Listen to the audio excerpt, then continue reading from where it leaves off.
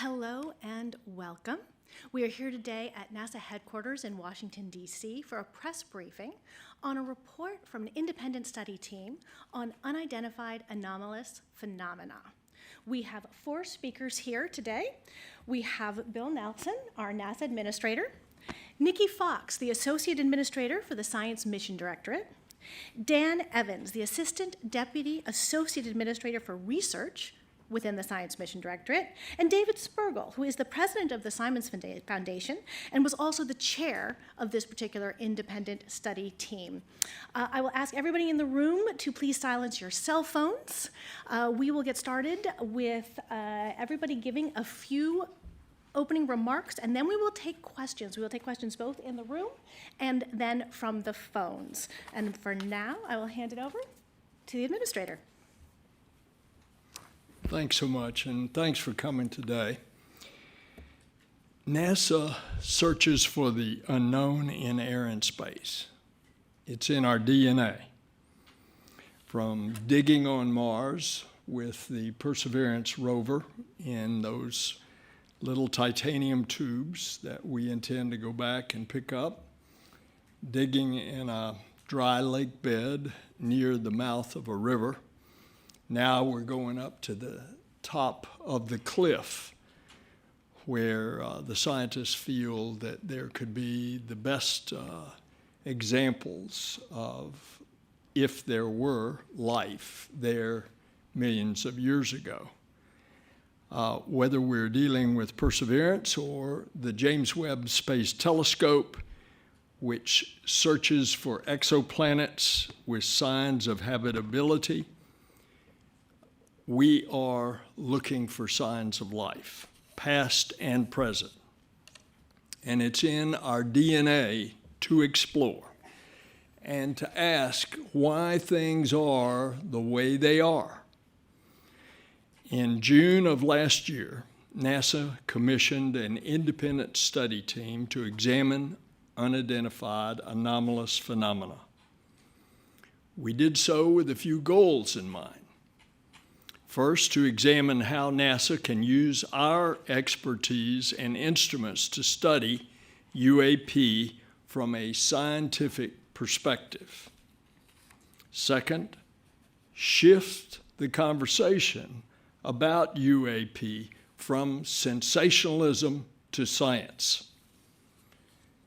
And to make sure that whatever we find or whatever we recommend, to make sure that information is shared transparently around the world. There's a global fascination with UAP. On my travels, one of the first questions I often get is about these sightings. And much of that fascination is due to the unknown nature of it. Think about it. Most UAP sightings result in very limited data. That makes it even more difficult to draw scientific conclusions about the nature of UAP. And so this independent study team brought together some of the world's leading scientists, data, and artificial intelligence experts, aerospace safety specialists, all with a specific charge from me, which is to tell how to apply the full focus of science and data to UAP. And this is the first time that NASA has taken concrete action to seriously look into UAP. And this independent study team was just that, independent.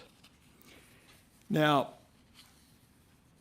NASA has a statutory authority to look for life in the universe. And when you think of the universe, and especially what we have learned from the James Webb Space Telescope, how vast that it is. We knew before, and it was a NASA scientist, Dr. John Mather, who got the Nobel that determined that the universe was 13.8 billion years old. And over the years, particularly accelerated in the last century, we have an understanding that, of course, ours is not the only galaxy.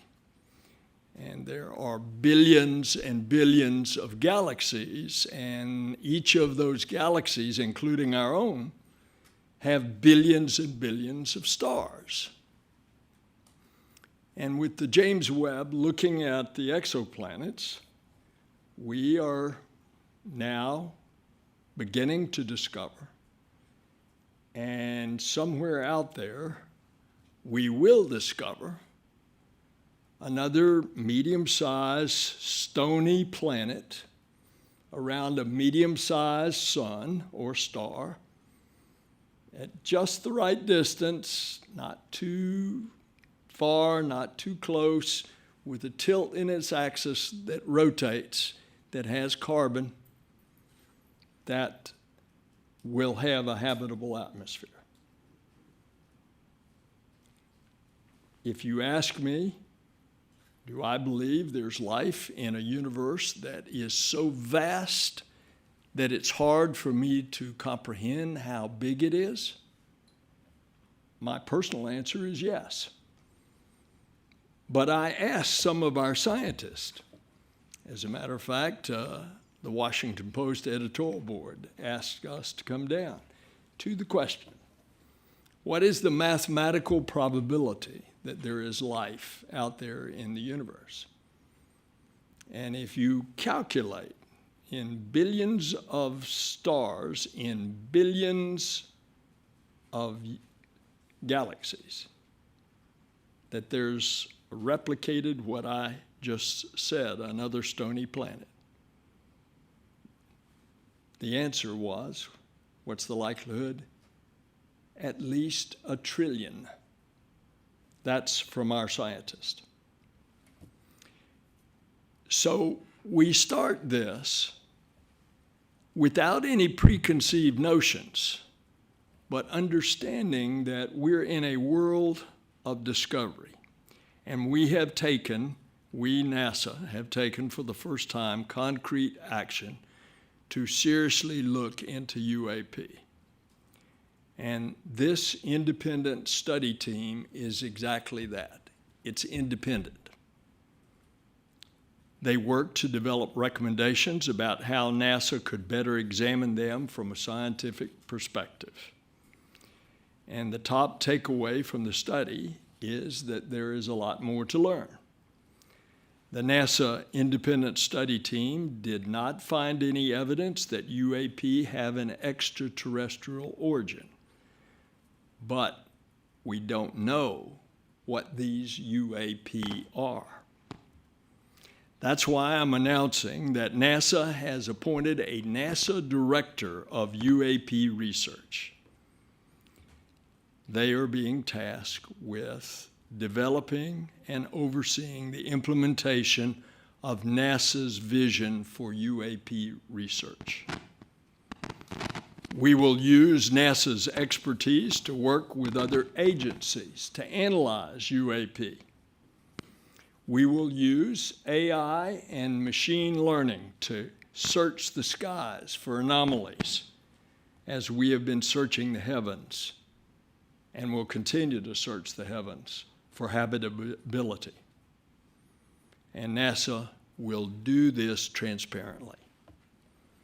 So while today is a significant step for NASA, it's certainly not our final step.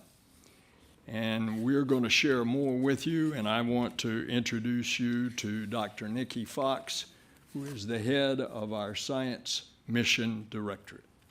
Nikki.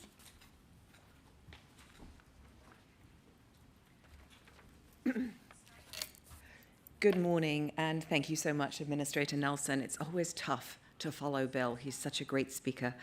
But I want to thank the independent study team for their amazing service on the study and for their continued contributions towards the advancement of our nation's understanding of unidentified anomalous phenomena. UAP, as Bill just eloquently said, UAP are one of our planet's greatest mysteries, and it's really due to the limited number of high-quality data that surrounds such incidents and often renders them unidentifiable. While there are numerous eyewitness accounts and visuals associated with UAP, they're not consistent, they're not detailed, and they're not curated observations that can be used to make definitive scientific conclusions about the nature and the origin of UAP.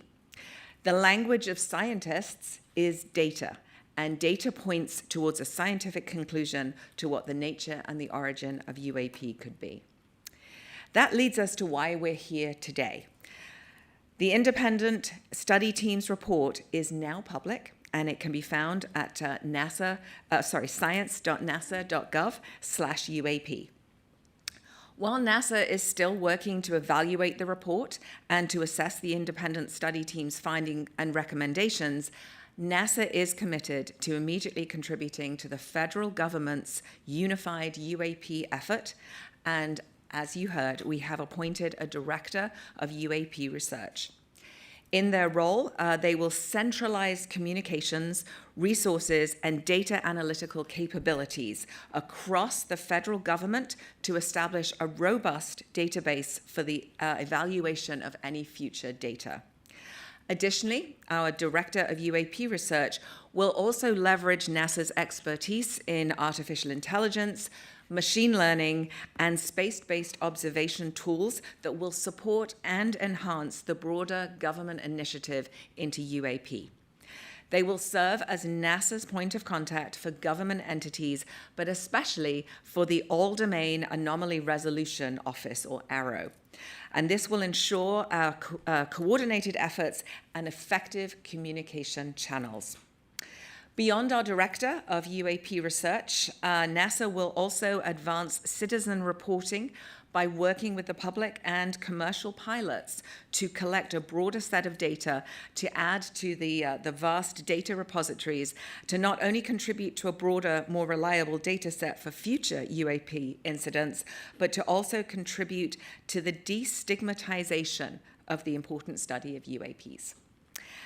And with that, it is my great pleasure to hand over to Dr. Dan Evans, who is the NASA official responsible for supporting this amazing study.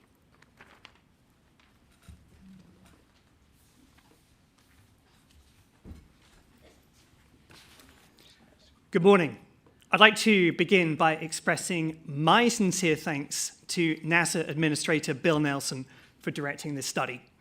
We at NASA believe that understanding UAP is vital for several reasons. First and foremost, it provides an opportunity for us to expand our understanding of the world around us. At NASA, we are committed to charting the uncharted, so this work aligns with who we are. Secondly, this study aims to enhance situational awareness. The presence of UAP raises serious concerns about the safety of our skies, and it's this nation's obligation to determine whether these phenomena pose any potential risks to airspace safety. Let's not forget that the first A in NASA is aeronautics. So by understanding the nature of UAP, we can ensure that our skies remain a safe space for all. Administrator Nelson directed us to put together an independent and external team of world-leading experts to produce a report containing a roadmap with a series of recommendations that describe how NASA could best help in the cross-government response to UAP. Months of meticulous fact-finding, cross-disciplinary collaboration, and scientific rigor gave the team insights that will greatly enhance our nation's understanding of UAP going forward. The team's report, now available on NASA's website, stands as a testament to NASA's and the team's commitment to transparency, to the power of science, and to the unwavering quest for knowledge. We at NASA believe that studying UAP represents an exciting step forward in our journey to uncover the mysteries of the world around us. By embracing a scientific lens, we have ensured that our work is evidence-based and data-driven. And by valuing transparency and openness, we have aimed to foster trust and collaboration with the public. I'd like to conclude by extending my deepest gratitude to the team for their incredible dedication and service. Their efforts have been instrumental, and I truly appreciate the expertise and commitment that each of them have brought to this endeavor. And with that, I'll pass over to Dr. David Spergel, who chaired our study.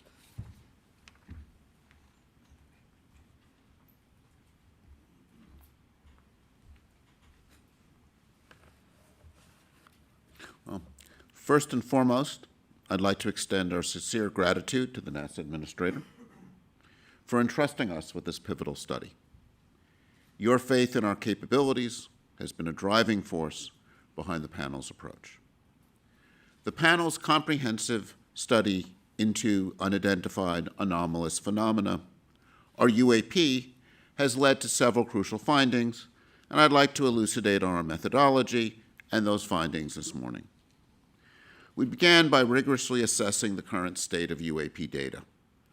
Our goal was not to repeat the work of the Arrow, but to understand the nature of the reports. Our goal was to produce a roadmap for NASA to contribute to the understanding of the nature of UAP events. We looked at NASA's assets. While they provide a comprehensive picture of the ocean, the Earth's surface and atmosphere for studying our evolving planet, they typically do not have the resolution needed for UAP events. However, by providing data on environmental conditions, they can complement other data on UAP. The current approach to UAP data collection has led to a limited sample of events and limited data. Stigma has limited reporting by pilots, both civilian and military, so we know there's missing data.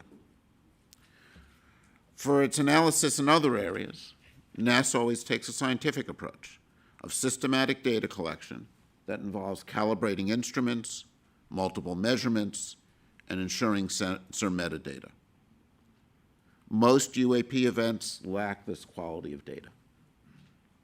One of NASA's contribution to the broader governmental effort to bring these methodologies to create a data set that's both reliable and extensive.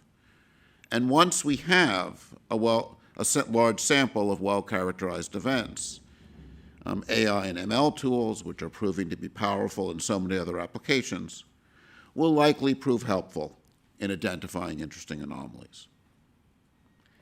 It is essential to clarify, based on our current findings and methodology, that we find no evidence to suggest that UAP are extraterrestrial in origin. Our focus is on understanding the phenomenon, however, regardless of the source. And previous work from the Arrow has shown that most events are explainable as planes, balloons, drones, weather phenomena, and instrument features. And in any search for interesting anomalies, the first step is to eliminate the chaff of conventional events before moving on to identify novel phenomena. In this, the public's role cannot be overstated.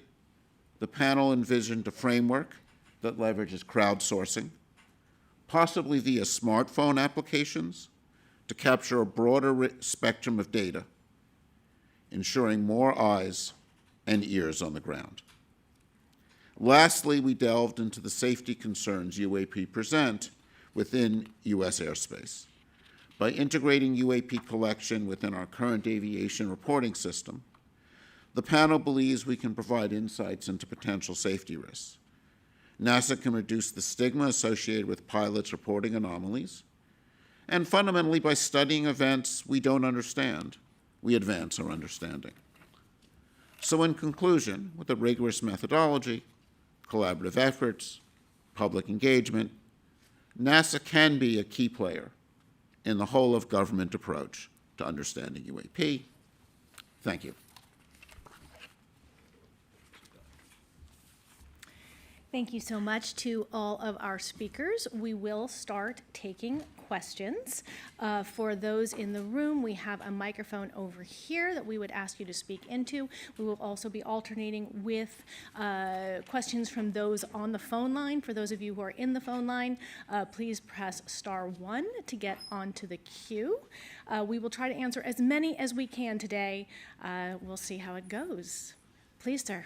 Thank you very much. This is directed to Mr. Nelson. Thank you for being here.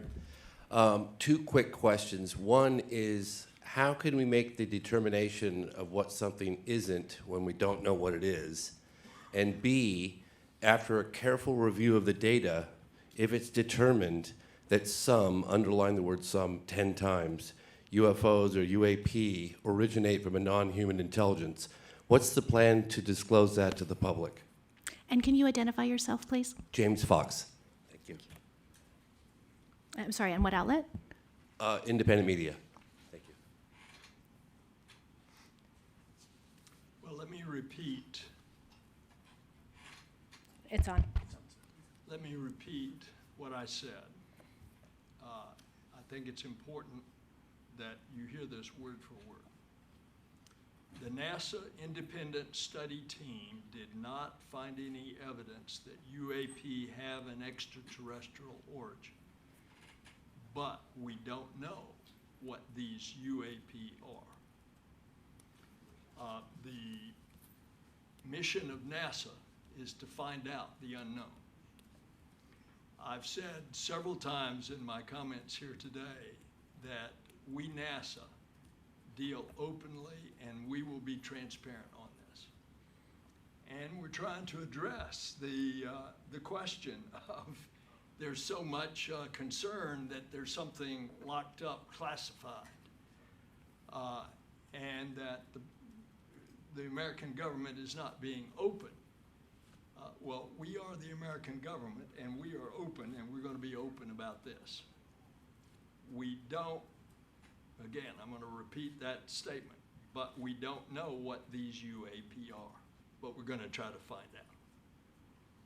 Thank you very much. And is there a plan in place if it is determined that some of them represent or originate from a non-human intelligence to tell the public? Is there a plan, or?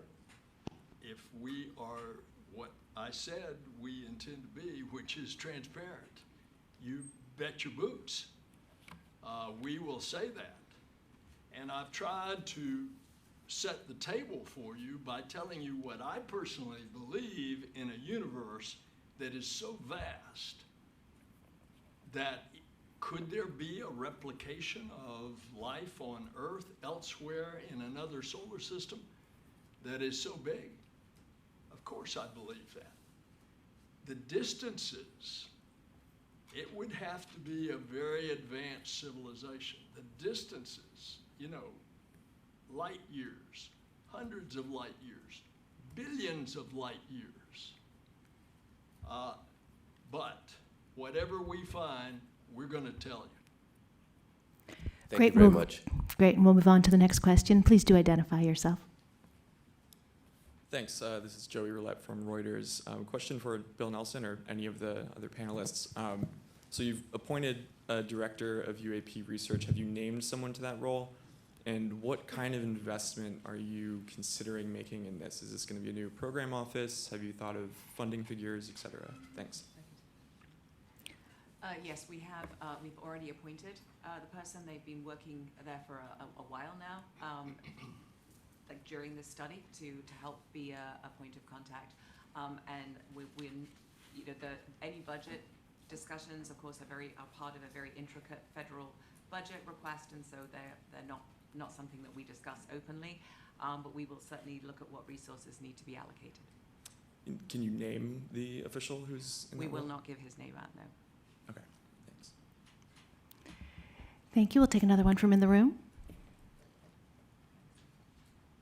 Hello, Dan Rivers from British broadcaster ITV News. I heard the word stigma mentioned several times, that you want to remove the stigma. Is your message to pilots and other people that this is no longer the preserve of cranks, and that you won't be laughed at, and that you will take them seriously? Is that the takeaway? That is exactly the message. I mean, at NASA, we're scientists. We love data. We love all data. And if there is something that needs to be reported, and we want people to be able to feel that they can report that.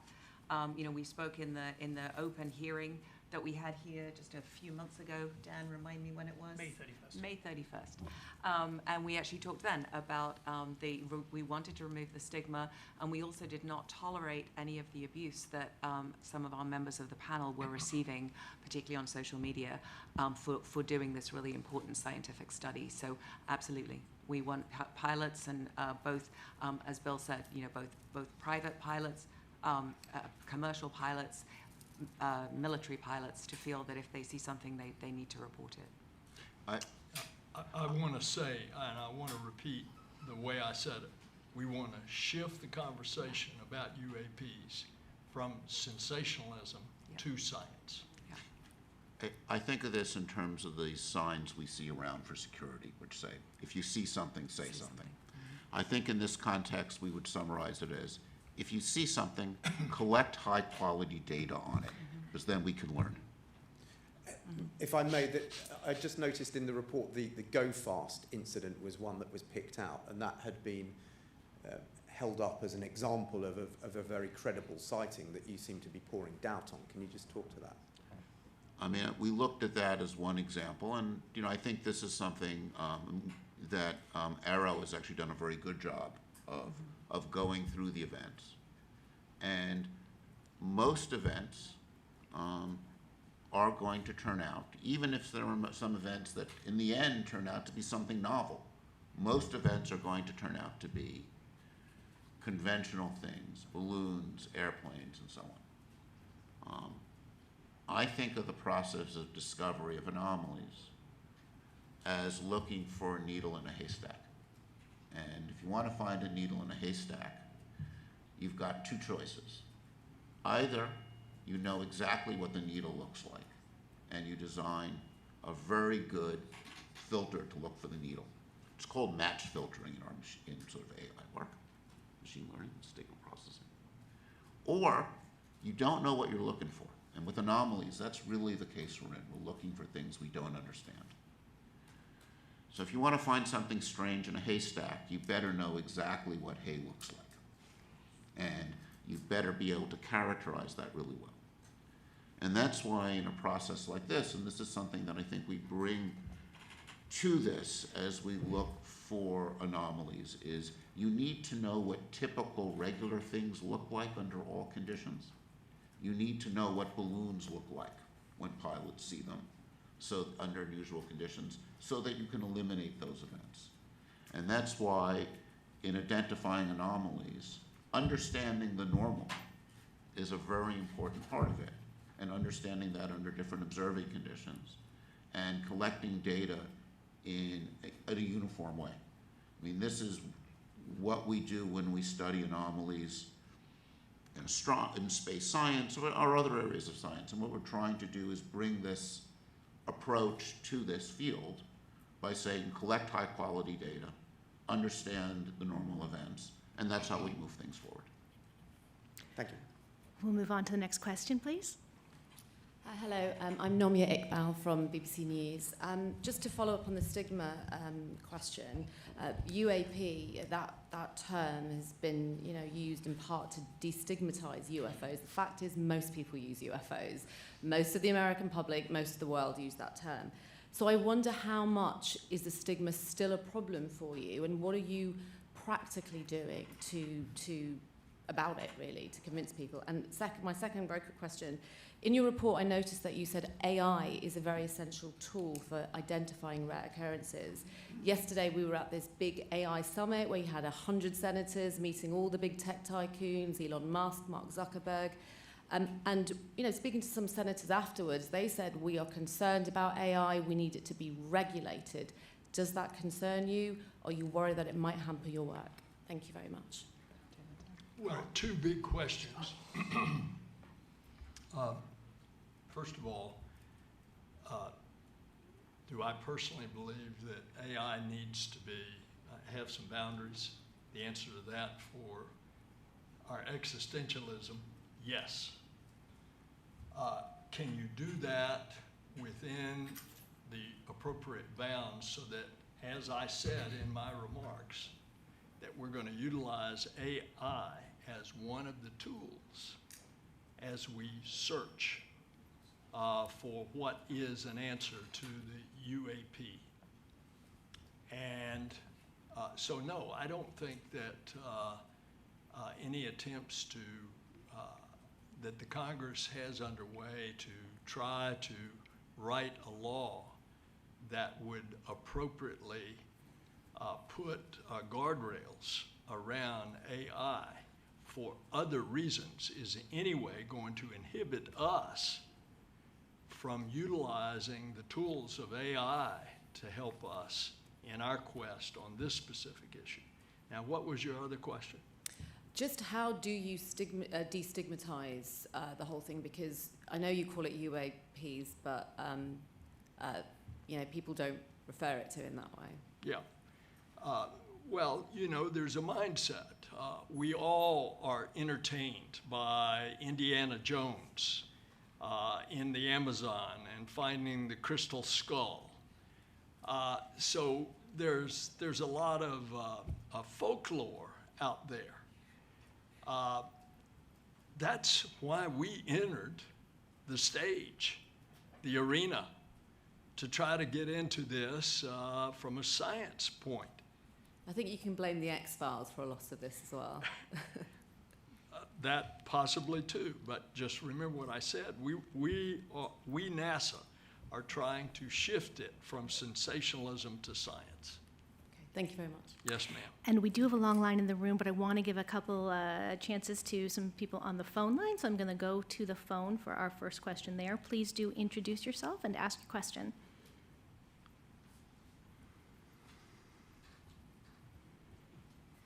The phone, can you hear me?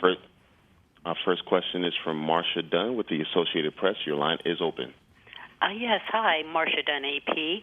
I'm already receiving emails on Area 51 in Roswell, so I would like to ask Mr. Spergel, how much were you and your fellow panel members hassled or bombarded by this sort of thing during the course of your study?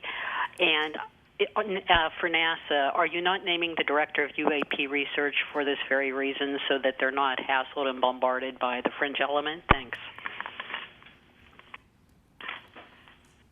You know, I would divide kind of emails and tweets into two types, right? There's some where people honestly are curious about things they've seen, they've heard, you know. There are things that are hard to respond to, like, my uncle who's dead saw something strange, and you get a report. And, you know, that's not useful, but that's harmless. On the other hand, one of the things that happened during the study, and this may be part of a bigger discussion of cultural behavior on social media, where people behave badly, and I would say harassed some of our panel members. And that, I think, was very inappropriate behavior one doesn't want to see. Sadly, I think it's part of a deeper problem when people somehow feel on the web, on social media, they can be nasty and hostile, and sadly, some of our panel members experience that. Yeah, I would just simply add to that to say that not only were some of the things that our panel members received during the course of this study simple trolling, some of them actually rose to actual threats. And as a result, you know, we at NASA take, you know, the sanctity of the scientific process and the security and safety of our team extremely seriously. And yes, that's in part why we are not splashing the name of our new director out there, because science needs to be free. Science needs to undergo a real and rigorous and rational process, and you need the freedom of thought to be able to do that. Some of the threats and the harassment have been beyond the pale, quite frankly, towards some of our panelists. And yes, it's important that science be free as part of that process. Thank you so much. We will go to another question on the phone, please. Please go ahead and introduce yourself. Our next question comes from Tom Clark with Sky News London. Your line is open. Oh, hi there. Thank you very much for taking my question. I want to understand how much, you won't give us an idea of money, but how many assets or new research programs will be devoted to this by the administration. Because it strikes me that although the argument for aviation safety is clear, there are other departments and agencies responsible for that particular thing. And as the report concludes, the likelihood of there being extraterrestrial explanations or truly scientific explanations for many of these phenomena is very, very small. Shouldn't NASA devote its research budgets and its efforts to those much more likely and tangible signs of extraterrestrial life through things like the James Webb Space Telescope or extrasolar planets detection? Thank you for the question. So yes, obviously we don't discuss budget openly, but we are committed to supporting the whole of government study into UAP. All of our data are open.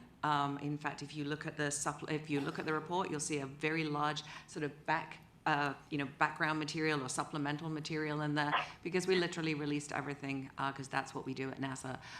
We do have our key agency goals. We have obviously our goals in the Science Mission Directorate, our themes that we follow, and one of those, as the administrator described, is the search for life elsewhere. And we do that, and he described the research beautifully. I think he may be going for my job, actually, but he described the research so well that what we need to find is a rocky planet around a hospitable star that isn't too violent, that is in just that right place, that has signatures of water and signatures of carbon, so the building blocks of life. And we continue to strive to do that.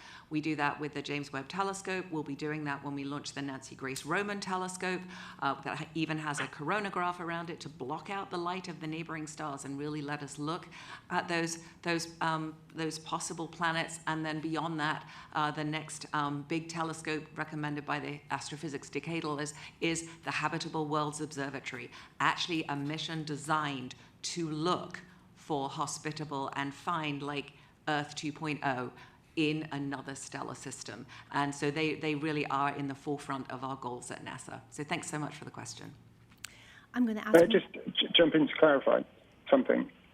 Will you be devoting any new resource or research projects to this particular aim then, given that's where the interesting questions really are?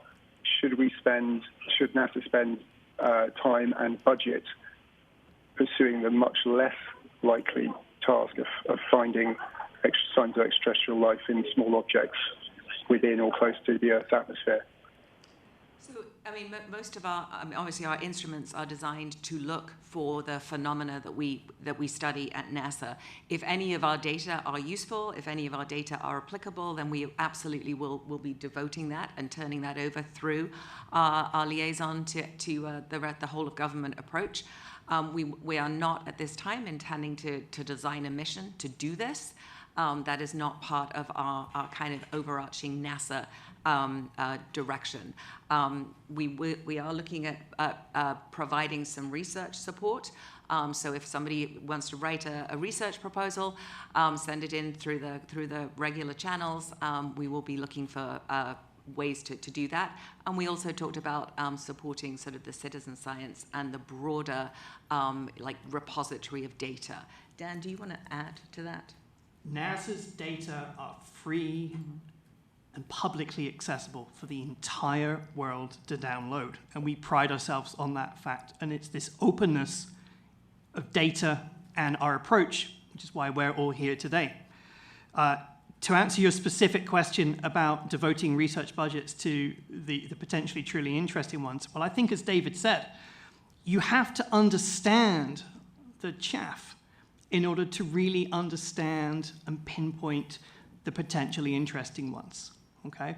So we are in such a data-poor regime at the moment that we need to turn it into a data-rich one to do that. And we employ NASA's assets, many other partners' assets as well in that quest. And if your question suggests, and I do not know that it does. But if it suggests that NASA ought to keep its nose out of this, well, let me tell you, NASA is not a place that's going to hide its head in the sand. Now, is there interest in this phenomenon in other agencies? In my previous life in the Senate, I was privy to talk to the Navy pilots and to see the video of what they encountered off the coast of California in 2004. That was in a classified setting then. But this is now, and you have now seen that video, and you have heard from those former Navy pilots. Is that of a concern to the Department of Defense? Of course it is. Therefore, we're going to continue our search from a scientific point of view. It's going to be, if those other agencies continued their search, we're going to be glad to join in with them. But our stuff is going to be open. Great. I'm going to take one more from the phone before we go back to the floor. We have a lot of questions. I'm going to hope we can stick to sort of one per person and see how many we can get through. So one more from the phone, please. Our next question comes from Jeff Faust with Space News. Your line is open. Hi. I know the press release states that NASA is still evaluating the independent study team's report and its recommendations.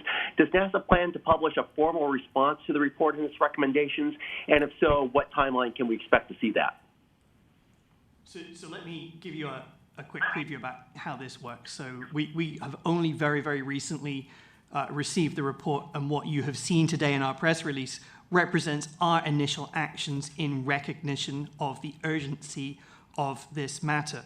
And yes, we will be following up as appropriate with additional actions, but of course we need additional time to fully ingest the recommendations and act on them in light of budget and many other priorities. But we'll be announcing more in the future. Great, thank you. Please, back to the room. Identify yourself too, please. Good morning, Sam Cabral with BBC News Digital. We've been talking a lot about shift from sensationalism to science today. Has NASA been in touch with the Mexican authorities about the rather sensational revelations earlier this week of 2 allegedly non-human corpses? And what, if any, importance do you attach to these discoveries? I think David had a prep for that one. Well, this is something that I know I've only seen on Twitter, so it's when we have unusual things, you want to make data public. I think of this as like NASA has one of the most valuable samples from outer space, lunar rocks. What do? We make them available to any scientists who want to work on this. We don't know the nature of those samples that were shown in front of them. If I was the Mexican government, I would are making recommendations to the Mexican government. That's not our charge here. We're doing this for NASA. My recommendation was, if you have something strange, make samples available to the world scientific community, and we'll see what's there.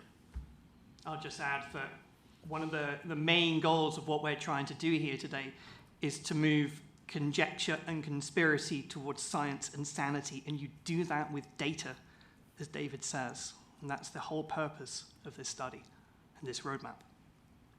Thank you. Thank you. Hi, Brandy Vincent from Defense Scoop. Thank you all for doing this. I actually have 2 lines of questions, if it's okay. First, for Ms. Fox, what's the timeline and immediate actions that NASA is pursuing specifically with ARROW now that the report has been completed? And what mechanisms are NASA and DoD really using to share information and collaborate securely? And do you see more coming? And then separately, for Mr. Spergel, I noticed in the final report a lot of the images and media that were added were from DoD, snapshots that we'd previously seen from DoD data, not much from FAA, if anything, not from other agencies. Can you speak to why that is, and what all you used beyond DoD to inform your report? Dr. Fox, Dr. Spergel, I'll pass it to you guys. Sure. So, yes, our immediate actions, I think there was such a lot in those questions.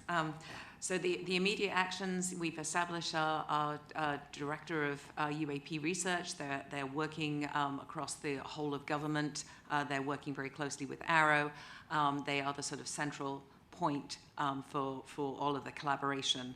I'm not sure what else you asked, I'm sorry. What mechanisms are you using to share data and information with the Defense Department?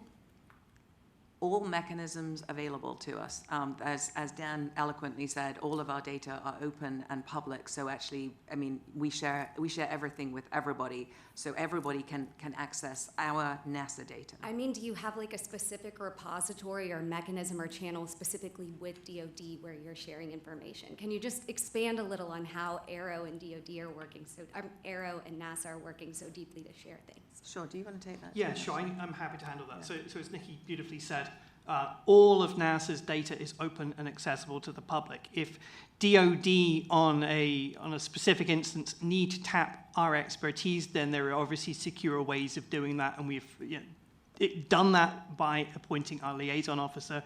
And yes, we know how to talk to DoD in a classified space. But again, most of what we do is unclassified, and for good reason.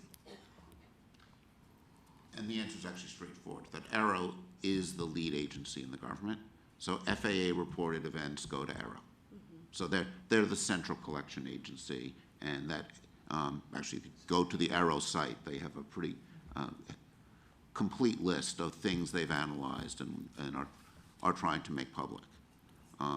Though with Arrow, and this is just something I think is worth repeating in the context of looking at images that come from military satellites and intelligence community. It's important to remember that images taken by military instruments are classified, not because of what's in the image, but because of the nature of the measuring instrument. And I think this is one of the unique things that NASA brings here, is NASA is about openness and transparency. When NASA makes measurements, NASA has across all of it does, this program of making its data open and available. And of course, because it's not making measurements with classified instruments, that enables it to do this. And that one of the things that NASA brings to this space. Thank you. And just a really quick clarification, because I think it's important. The NASA Aero liaison, is that official the same as your new UAP head of research? Yes. Okay. Thank you. All right, one more in the room before we go back to the phones for a couple.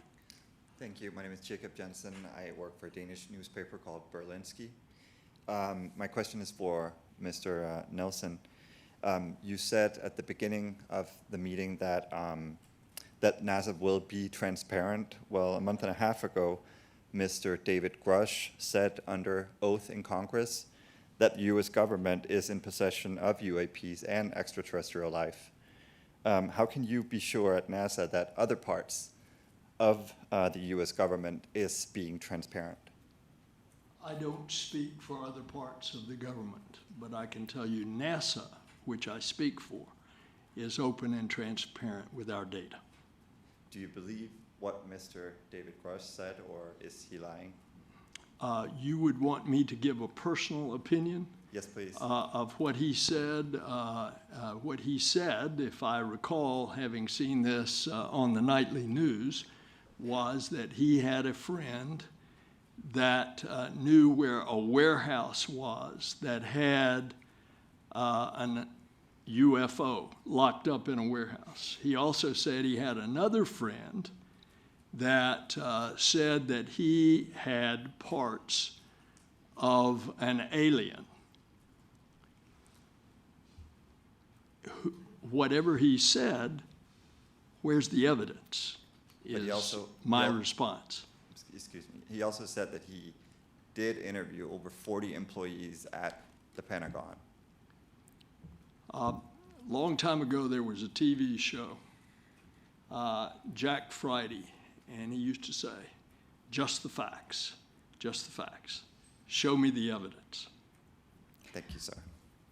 All right, we will go to the phones. Again, I know people have lots of questions, but I'm going to try to keep us to just to one for each person. And so next person on the phone, go ahead and introduce yourself. The next question comes from Gina Cesari with ABC News. Your line is open. This is for Senator Nelson.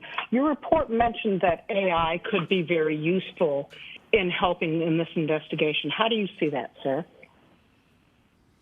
Well, why limit us in anything in interpretation of data? And AI is just coming on the scene to be explored in all areas. So why should we limit any technological tool in analyzing data that we have? I said AI was one of the things that we were going to employ. We use AI, or artificial intelligence and machine learning throughout our NASA science portfolio. It is an amazing tool for helping us to actually find often signatures that are sort of buried in data. And so a lot of our data are just sort of wiggly line plots. We get excited about wiggly line plots, by the way. But sometimes you see the wiggles and you miss a signal in there. And by using artificial intelligence, we can often find signatures. So one example we've had is to be able to find signatures of superstorms using very old data that really is before sort of like routine scientific satellite data. And it's amazing. And so just being able to use those techniques often can allow us to find things, to actually find the needle. As David so eloquently said, once you've actually really it also helps us to really characterize the hay. And so you can start subtracting the hay and look for the needles behind. So let me just take this moment to try to demystify AI and ML. Thank you. When, as scientists, and probably many of you in high school were trained to do this, we had some data. You took your data, you drew a graph, you put a line through it. You had data in 2 dimensions, X and Y. Right now, much of our data is in a much higher dimensional space. And if you're working with something like ChatGPT, it's in a high dimensional space of language, or tokens, if you want to get technical, with 12,000 tokens in the ChatGPT 3.5, for example. And machine learning is a powerful tool for representing functions in high dimensional space. That means we get to work with data in a high dimensional space. AI is very powerful, but it's no more powerful than the data you give it. It's a way of, this is why it's very powerful, say, with NASA's weather and climate data. We've got an incredible amount of data, and it's data that you want to do more with than just put a line on a graph. You want to extract all that information or more information in that high dimensional space. And I think we're just really discovering the power of that tool. And it's one of the tools NASA and not just scientists, but I think a lot of people in a lot of different industries are using to learn new things about high dimensional data. But it always comes back to the data you feed into your analysis, whether it's a line on a graph paper or a high dimensional space explored with machine learning. And if you don't got good data, you're not going to learn things. I'm going to add one sentence. Sorry. High dimensional does not mean high space dimensions, not interdimensional travel. We're talking about multiple parameters here. Okay. Erin. Great. We are coming close to time. I want to get 2 more questions in. We're going to do one on the phone and one more in the room.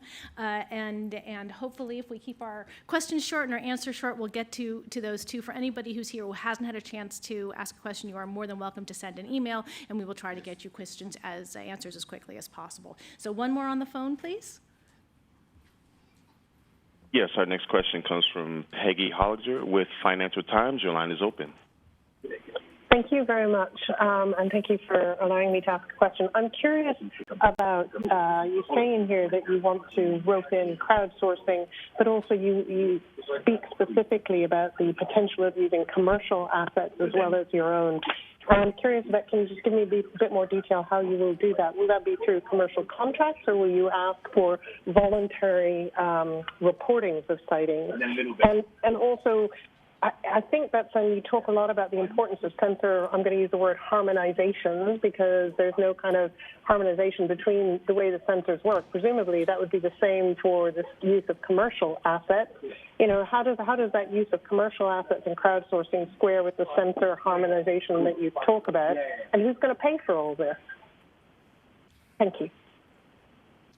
So let me just say a little bit about crowdsourcing. Much of what we have in mind is taking advantage of the fact that there's several billion of these floating around, right? And they take, I'm holding up a cell phone for those on the radio. They take wonderful, high-quality images, have high-quality metadata, record local magnetic field, sound, gravitational field. There's a wealth of data that a cell phone takes, and you can imagine designing apps that make the images relatively tamper-free. You can at least make it hard to do. And I think if we have a collection where interesting events are collected by citizens, hosted, and you have multiple images of the same event, we will be able to learn a lot. And you know, one of the things NASA supports is citizen science. And I think that the idea that if you see something you don't understand, collect data, we aggregate the data and we learn from it, is important in this context, and just, I think, in some ways, an opportunity to engage the broader public in doing science. Great. Our last question, please, from the floor. Yep. Thank you all for doing this. Joe Khalil with News Nation. My first question is, you've described harassment of some of the panelists. While that is horrible and never a good thing, it does sort of come with the nature of public officials. You know, Mr. Nelson, as senator, lawmakers get that kind of thing all the time. Is that the justification for keeping this new position, Director of UAP Research, private? Do you plan on doing that forever? Is that a temporary thing? Because it seems to cut against the dedication to being open and transparent if this person forever is not going to be revealed, their identity, who they are. Yeah, okay, so at the time, yes, we are withholding that name. Let's not forget that we've only just received this report. And what we need to do now as an agency is come together and provide a cohesive and coherent response to it that addresses multiple findings and recommendations, okay? We're only announcing initial actions today. Will that person's name be disclosed, to answer your specific question? Potentially, yes. But again, we need to ensure that the scientific process and method is free, okay? That's my response. Thank you. And just lastly, the report says that you relied on unclassified material.